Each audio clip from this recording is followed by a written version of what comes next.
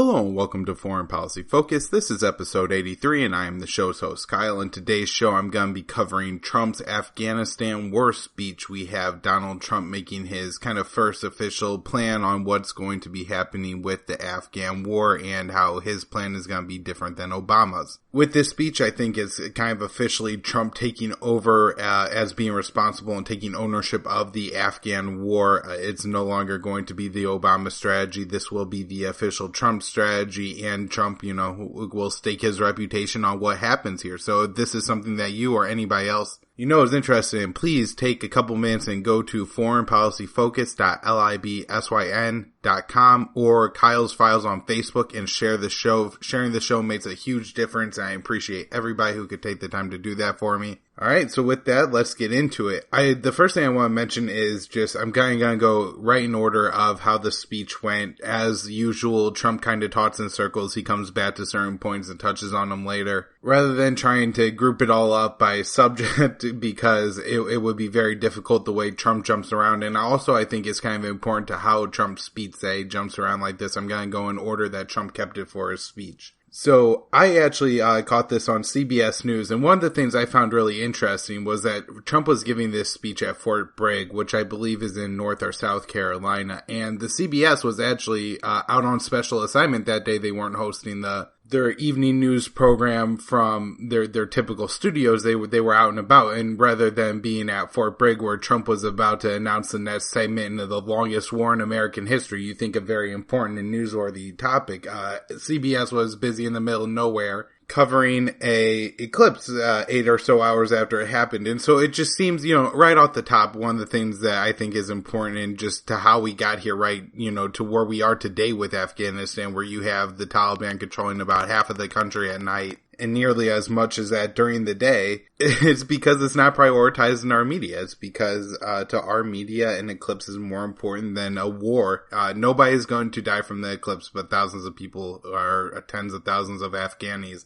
will end up dying because of this new Trump foreign policy. And you just, looking at what's going on here and what should be more important in a case where you're going to spend billions of dollars, you're going to send thousands of Americans over there, hundreds of Americans, if not thousands, will die. If you're an honest news organization, that should really be the kind of the top subject of it. At least they, broke in and covered Trump's entire, I think, 25 minutes about speech. But so this is where we start off at. Trump starts off his speech by thanking everybody who I think was kind of validated the decision he ended up making, that being Mike Pence, General Mattis, General Kelly, McMaster, Dunford, and Votel. And I think Trump did this for a couple of reasons. One, just being to validate his decision. Hey, look, all these, really smart people who are generals, and, that's kind of the perception Trump's giving them. I'm not necessarily conceding that point that all these, H.R. McMaster's a genius or anything.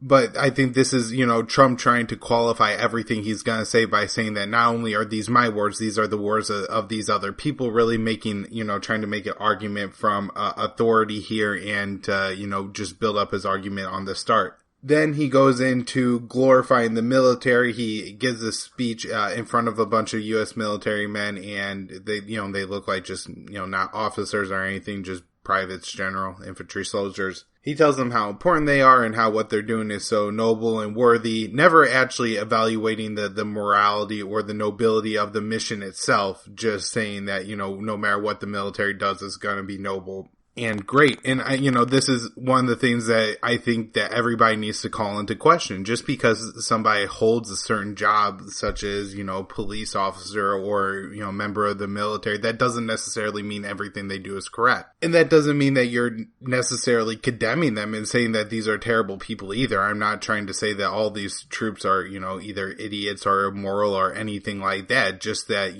they signed up to do a job that, and they're sent on an immoral mission. And so we shouldn't necessarily glorify every single mission the military undertakes. I know several people in the military, and several of them tell me, it was a paycheck to them. It wasn't about anything else. And like so many other Americans, they were just doing a job that, had them collecting a paycheck. And, that's perfectly fine, a way to live your life. But if that's what's going on, it shouldn't be a taboo thing to just question, like, hey, is this mission worth it? Is this mission moral? Is this mission right? Is this something that we should be praising? And while certainly there are a lot of people in America who would hear what I'm saying right now and outright condemn me and say I'm anti-American or call me a terrorist or something like that, but that simply isn't the case.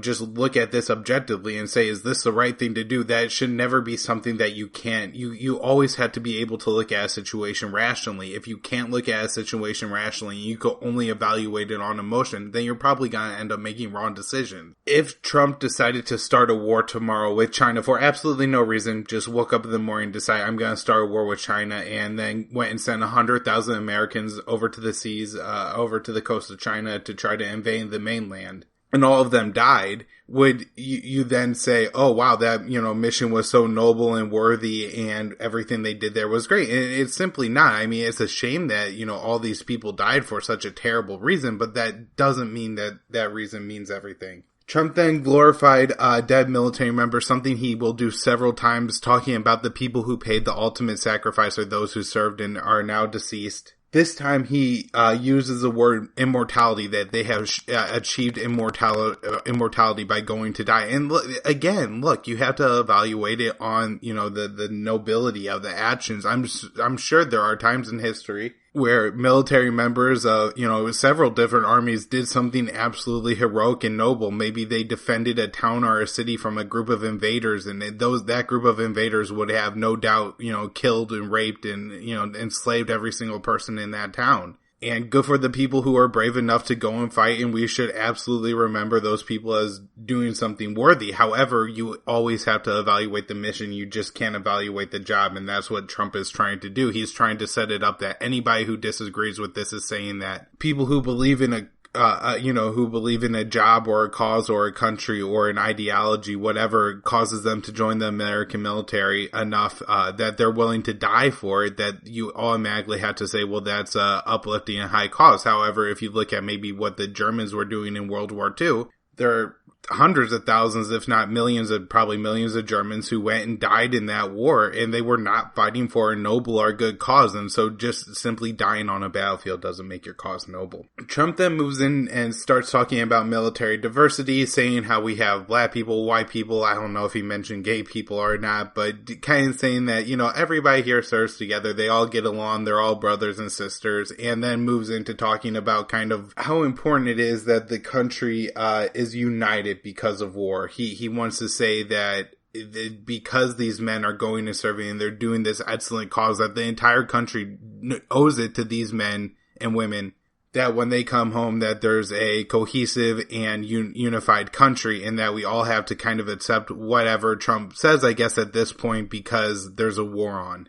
Obviously, that this just goes back to the old adage that war is the health of the state, and that's absolutely, I think, one of the reasons that Trump is carrying out this action. I mean, this is one of the first things that he mentions, other than the death of those soldiers, is that this is important because it's going to bring the country together. And again, you can't wage a war just because it's going to bring your country together. We could go invade Canada tomorrow and, say, oh, that'll help us to bring the country together, but that doesn't make me as a good idea or a moral idea, or that would help the country in any way. And as I talked about in previous shows, I think these military interventions tend to divide the country more than unite it together. As you send more people overseas, more people die, and so then you end up with the sharp divide that you have in the United States, where you have those who have served and been injured or lost loved ones, being more against ideas of immigration and, free global trade and all this kind of stuff, because, they want to be a little more isolated because of all these years of war. Then you have people on the other side, and this leads to increased conflict. So it really doesn't bring the nation together, although Trump is trying to strong arm people into saying,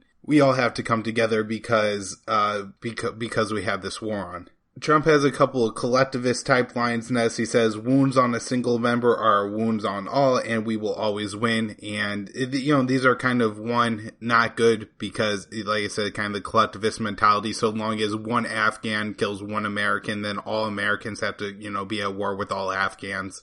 I mean, that's just a bad and impractical policy to keep, especially whenever you have the interventionism of the United States, which constantly invites more and more terror attacks against the West, and it creates more terrorists and leads to more, just jihadism and instability around the Middle East.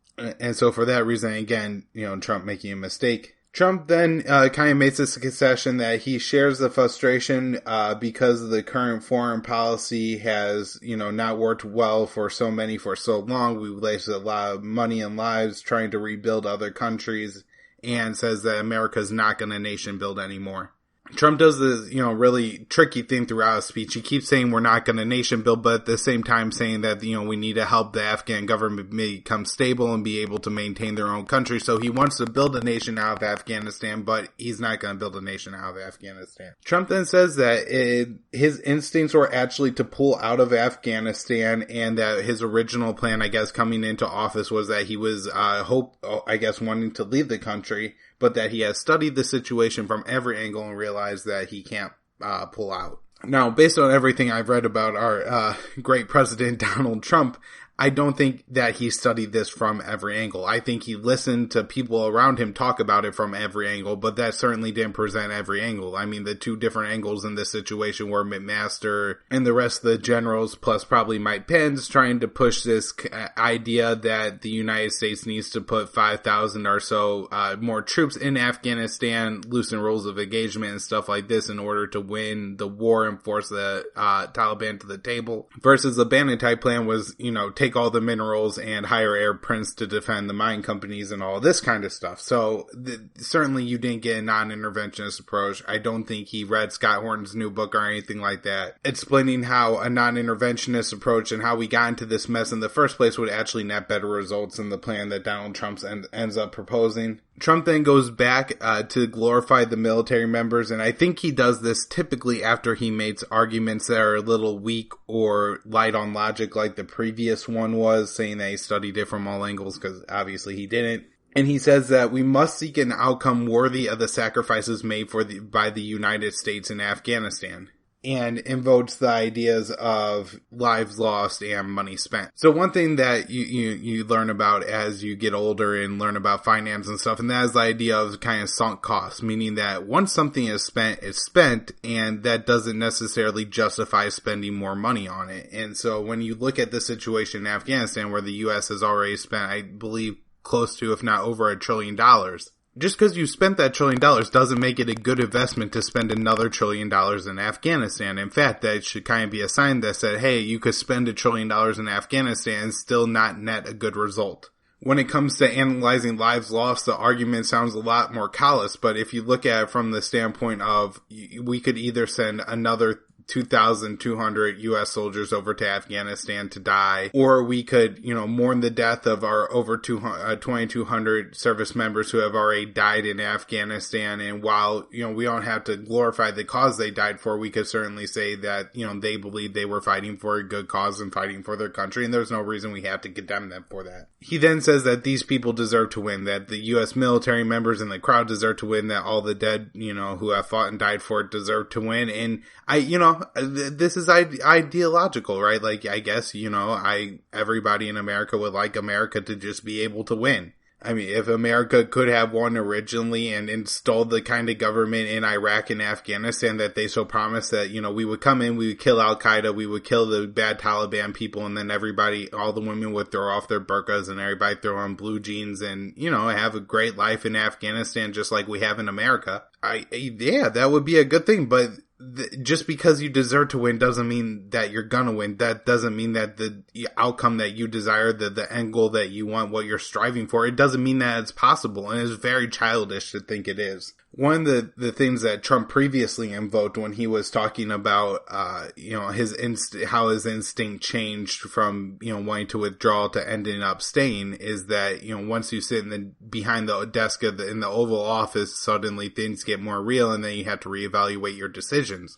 And I think one of the things that you would have to evaluate as President of the United States is that you can't think that just because something deserves to be a way, something should be a certain way, doesn't mean it's gonna be that way. Trump then lays out why withdrawal is unacceptable. The first thing he says is that there are predictable and unacceptable consequences to withdrawal. First being invoking 9/11. I figured after 16 years coming up on 16 years that we were kind of moving past this whole idea that every single time that we look to withdraw our military from somewhere in the world that our politicians don't say, but what about 9/11? But that continues to be what happens. Obviously, if I can't get into the whole like how 9/11 happened thing right here. However, I have talked about before the concept of blowback and the idea that was U.S. military interventionism overseas that created the conditions and the situation possible for 9/11 to happen, for Osama bin Laden able to recruit and radicalize so many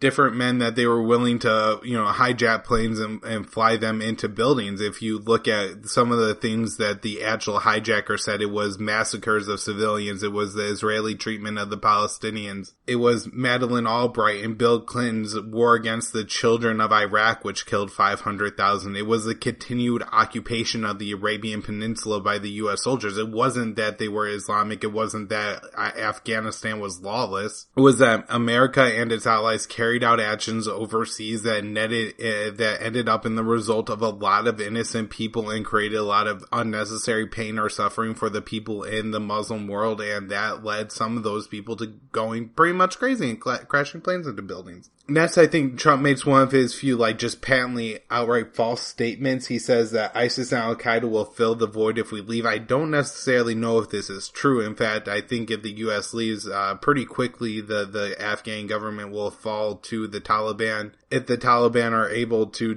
kind of defeat the Afghan government, they'll probably start to root out most of the Al-Qaeda and ISIS guys themselves. I even heard of ISIS and Al-Qaeda and the Taliban clashing a little bit in some places in Afghanistan.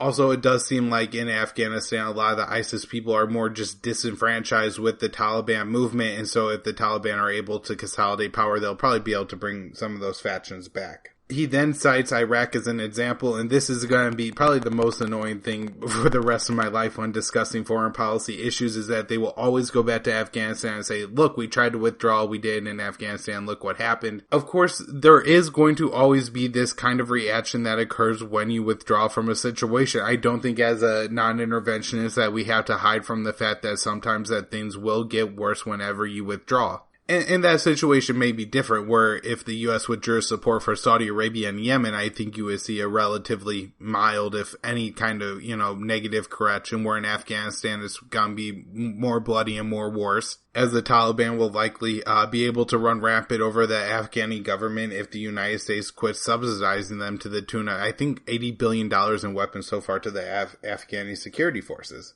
And so you kind of had this situation in Afghanistan where the U.S. has artificially empowered the Afghani government, and because of that, they've been able to overextend their reach. They've been more powerful than they should be. And so whenever the U.S. withdraws that support, whether it's next week, whether it's 5 years from now, whether it's 10 years from now, that power is going to have to be corrected. The Taliban aren't simply going to continue to accept the rule of the Afghani government if the status quo is changed and now the Taliban are more powerful than the Afghani government. For those of you who are maybe, into the Austrian economics like myself, this kind of market crashes and stuff like that is a good example of how this works. And so, sure, in Afghanistan, there will probably be a rise of the Taliban in some places in Afghanistan, possibly, temporarily, at least ISIS or Al-Qaeda could maybe gain a little bit of traction in the country. But at the end of the day, this is going to happen when the United States withdraws no matter what. Trump then goes on to say that most of the world's security threats come from Afghanistan and that region, citing Afghanistan, Pakistan. And notably, he called out Pakistan for saying that Pakistan harbors and protects terror groups. I certainly don't think this is as true as Trump portrays it to be. I don't think that the central Pakistani government has as much control over some of the more rural areas, especially near the Afghan border, than the United States would. And so it wouldn't be really possible for the Pakistan government to control all these terror groups anyways. The Pakistani government has responded to these statements by saying that we do not give refuge to terrorism like Trump claims, and then Trump goes on to say that India and Pakistan are both nuclear powers, and that's why we kind of had to be involved in this thing. Trump then says that he was given a bad hand on the Afghan situation had he been given a different hand, then he would be playing different cards at this time, but this is what he has, so this is what he has to do. He says that he's a problem solver and the United States is going to win. Again, I've kind of already addressed all this stuff, but this is, just part of Trump's rhetoric where he keeps going back to the United States is going to win, this is going to be good. I'm doing what I can with what I was given, trying to, I think, mitigate some of the responsibility he'll take here. He again talks about the predictable consequences of withdrawal and then cites the Spain terror attack, although I believe the Spanish terrorist in Barcelona was from Morocco and not Afghanistan, and so it kind of makes you question what at all that has to do with Afghanistan, and does this mean that we have to have U.S. troops in every Muslim country from Morocco to the Philippines? Is that the only way that Trump sees the United States being able to secure itself from all threats? Trump then refers back to his speech that he gave in Saudi Arabia, saying that the U.S. is dedicated to stop the funding of terrorism. Of course, he gave that speech in Saudi Arabia, where the hijackers of 9/11 were from for the large part. They were from the UAE. They were from Saudi Arabia, Egypt, and Lebanon, and they were not, while they may have, had some headquarters stationed in Afghanistan at the time, that's where bin Laden was. The attack was planned in other countries. The hijackers lived in the United States for years. That's where they learned to fly the planes. And so it's a very misleading statement to just kind of assert that, if Afghanistan had been able to keep Osama bin Laden out of the country, that 9/11 just wouldn't have happened. Trump then goes on to insult the terrorists, calling them thugs and losers.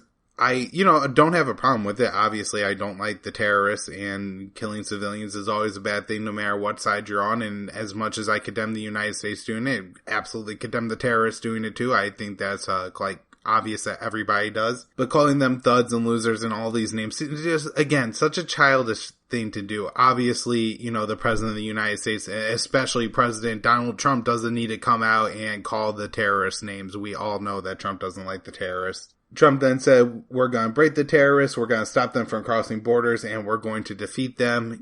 All these lines. He continues to make all these claims that we're going to do this and we're going to do that, but never says how, never says what the goal is, when it's going to happen. In fact, he explicitly says the United States isn't going to do that. He then talks about Pakistan having nuclear weapons and somehow alludes to terrorists possibly getting nukes, although there's no credible threat here. This is, I think, just Trump fear-mongering, and he says, and there's a little, indication that maybe he takes a swipe at North Korea here, because he says for anywhere in the world for that matter, and so it does seem that, Trump did take a little line out of his Afghanistan speech to attack North Korea. Trump then says the past strategy in Afghanistan has been mistaken, then he will lay out his new strategy. He says that the United States is going to shift from a time-based approach to a condition-based approach. I think what Trump is saying here is that the United States is going to respond to the conditions on the ground and not a timetable. And when Obama had the surge, it was, by 2010, the U.S. would meet this goal. By 2012, we would have so many troops. 2014, so many less troops. And eventually, Obama did have to adjust his timetable to adjust for the conditions on the ground. So I think it's kind of a false argument that Trump is portraying Obama as having locked in these conditions. But Obama did follow a timetable to some extent, and Trump is saying that he's not going to do that at all. This is, I guess, a negative because it seems like a recipe for endless war, that every time the Taliban say take 50% of the country, the United States is going to put 15,000 troops in Afghanistan.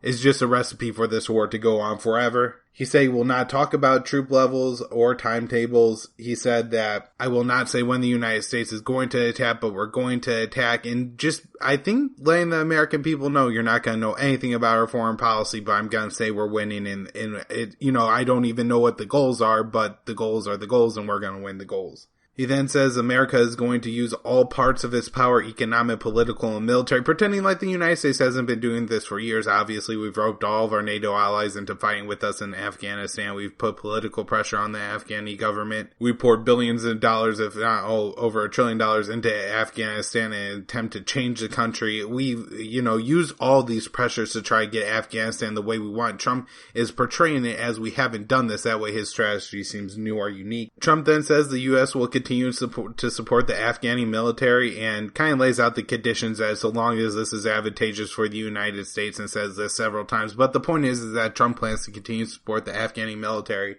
And then at the same time say that we're not nation building. If you're supporting the Afghani government, if you're giving them more power than they otherwise would have, you're nation building. You're trying to help build up the ideal nation in Afghanistan, and that is the Afghani government that they have now, at least from the perspective of the United States of American government. Right after saying that the United States is not going to nation build, but we're going to support the Afghani army, he says, up to the people of Afghanistan to determine their future. This is, of course, unless that future contradicts what the United States wants. If the people of Afghanistan want to live a certain way, then Trump doesn't like it, then he's going to force his way of life on them. And again, he keeps coming back to, we're not nation building, but then talks about how we're going to nation build. And talking out both sides of his mouth is confusing, and it's lying, and lying straight to the American people. Trump then says that he's going to change the U.S. approach for dealing with Pakistan, saying that Pakistan has much to gain by working with the United States, but much to lose by kind of keeping the status quo, making, pretty much threats towards Pakistan. I'm not sure what kind of pressures the United States is talking about putting on Pakistan,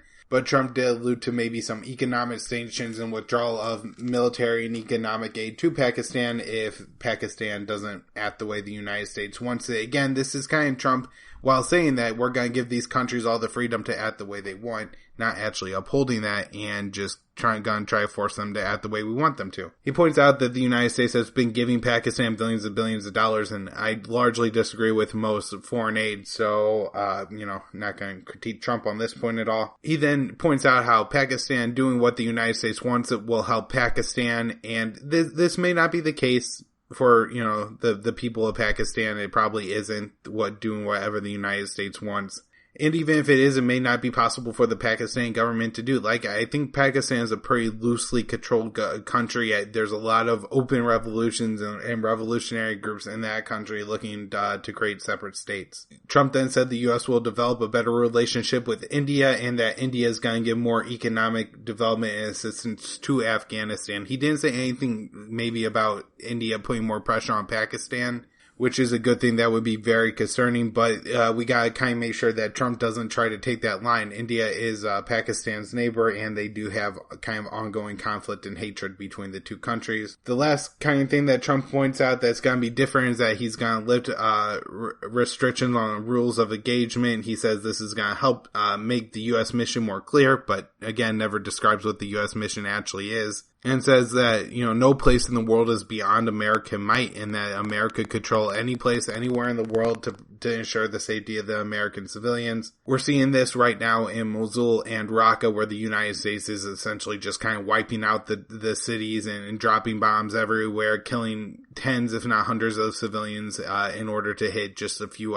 ISIS guys at a time. As we've seen in the past, policies like these create more terrorists than they actually take out. He also says that allies must continue to contribute more to helping to defeat terrorists. As Trump gets ready to conclude his speech, he says that the United States needs to stop nation building, but again advocates for nation building and, building up the Afghani army. He says that the United States needs to pursue goals important to the American way of life. However, doesn't really say what these goals are. What does he want to do other than more security? And we've seen that the more troops you put in Afghanistan doesn't equal more security. So it's really confusing what Trump's plans and how it's any different than any other one we've had. Again, talks about how we don't want to change the way of life of the Afghani people, but we do want to change the way of the life of the Afghani people. It seems that the status quo of Afghanistan, America takes their hands off the power, is that the Taliban take the power. And Trump wants to change that way of life. Trump brags about how he's spending more on military and cites that the U.S. is spending more on nuclear weapons and missile defense. This was really confusing because this seems to me more directed towards North Korea than Afghanistan. There's kind of, I guess, decentralized nature of the Taliban, especially at this point, and the Afghanistan's a large and not really densely populated country. Nuclear weapons really don't make sense. The Taliban don't have any kind of missile program that I think scares the United States, so very odd comments there, and I think probably directed more towards North Korea. And then Trump largely wraps up by glorifying the dead military members again. Since I already addressed that, I'm not going to get into that again. So some of my overall thoughts on the speech, one is very Trumpian in the way I think he did a beautiful job in crafting the speech, and that's not me saying that I agree with the content of it, but I think it's speaking to a lay audience, somebody who really doesn't understand. and is just uncritically, passively listening to the speech. The speech sounded really good. He kept saying, we're going to win. The terrorists are losers. We're going to defeat them. We're going to achieve our goals. We're going to do this and that, and everything's going to be good. We're not going to nation build. We're going to arm the Afghani military. He's able to say contradictory things at times, but he says it in such a positive way and always uses either the dead military members and kind of walks on and stands on the graves of the dead military members to say, hey, you can't say anything bad about what I'm saying because I'm protected by the sacrifices that these men made. And this isn't the case. You can't do that. You can't say just because other people died for something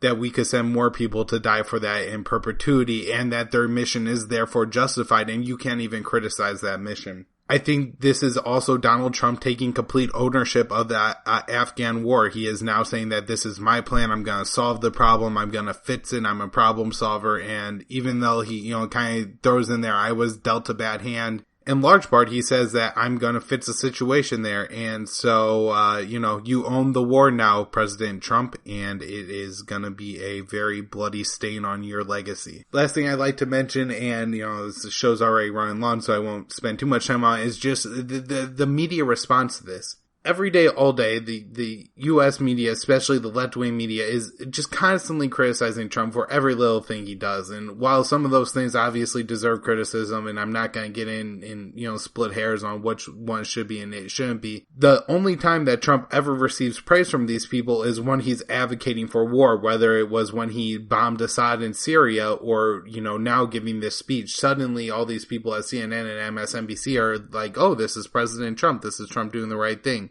I guess it's just amazing to me that this isn't the part of the policy that these people are criticizing. This isn't the part that turns them off so much. That it's offensive when, Trump says something mean about Muslim people, but whenever he's saying, I'm going to bomb a whole country of them and I'm going to lift the restrictions that prevent the American troops from killing innocent civilians, from dropping drone strikes where they know they're innocent civilians. That's okay and should even be praised, but it's only when he's talking, saying mean things about keeping them out that he deserves criticism, and that just is nonsensical. It's disgusting, and it's how you end up in a situation in America where you have a massive anti-Trump movement and none of them care about the war issue, and it's upsetting. And so hopefully sharing podcasts like this, reading Scott Horn's book, A Fool's Errand, and listening to all of his interviews on that are certainly things that had the potential to start to enlighten people into what's actually going on in the Middle East. So anybody who could share this podcast, and like I said, Scott's work, which is awesome. I'm currently reading the book. I highly suggest it. And, I think that's going to wrap it up for my show today. I'll do a current events show on Friday, so you could catch that show then.